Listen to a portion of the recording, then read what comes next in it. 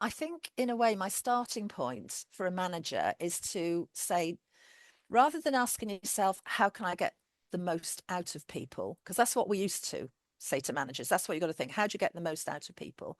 Instead of that, they need to think, how can I support people to perform at their best? Mm, So you're starting from a different point.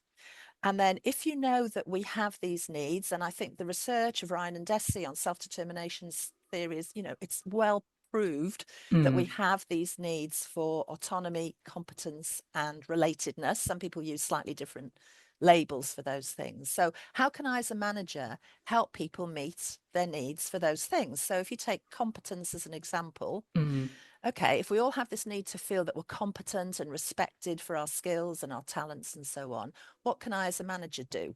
So one of the things, if I'm a manager, I might want to do is, have regular one-to-ones with people. Sit down, have a chat. How are things going? What's the best thing that's happened this week? What hasn't gone so well this week?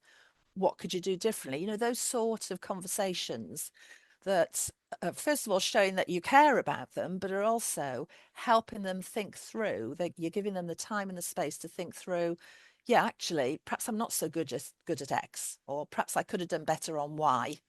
And you discuss and help them. So yeah, how can you as a manager help people feel more competent?